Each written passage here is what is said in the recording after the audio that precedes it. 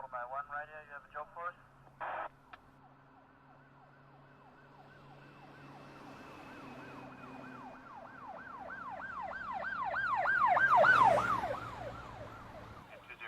On board, are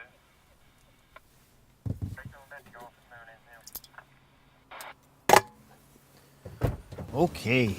Yeah.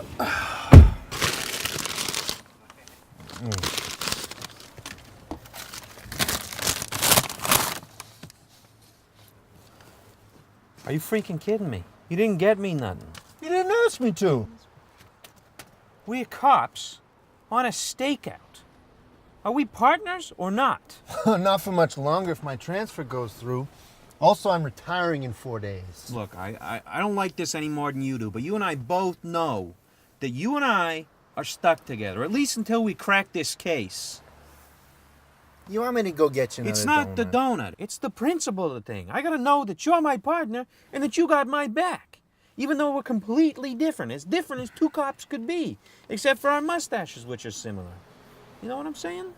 I just don't see Look, how we can... I know you don't get it right now, and I know that you're upset, but this is a special process.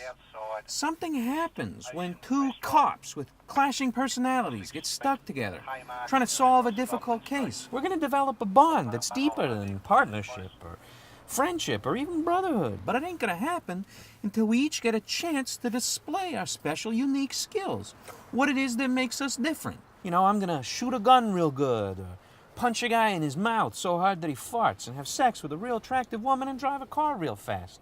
You're going to get your chance. You're going to get, make extremely detailed notes and know all about departmental regulations and stuff.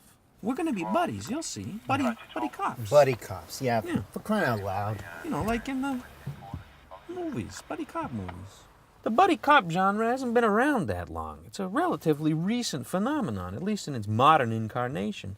It only goes back, really, to 1982 with Joel Silver's first produced film, 48 Hours.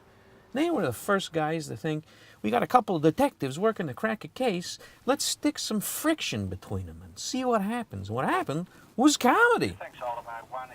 Yeah, because they did that, it wasn't so much about the missing $500,000. It was more of a humorous, poignant, moving, and thrilling character study. He invented a genre by basically thinking, hey, what if we gave the odd couple guns? And he made quite a bit of money doing it, too. Somebody just went into that building.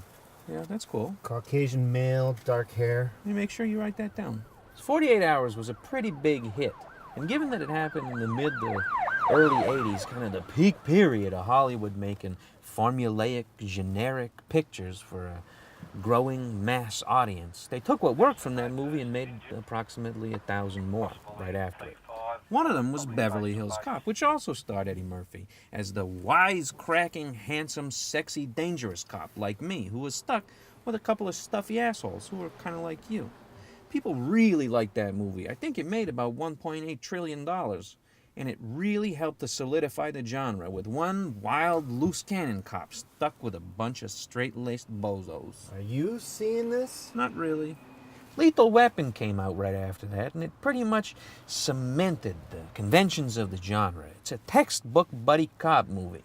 Then there's Stakeout and Red Heat with Belushi and Arnie, which was a weird pick. And my personal favorite, Tango and Cash, which starred Kurt Russell and Sylvester Stallone. There's even some buddy cop movies where one of the cops is a dog. Yeah, Turner and Hooch, you should check it out. You'd like it. Hey, did you bring my camera like I asked? No, I didn't.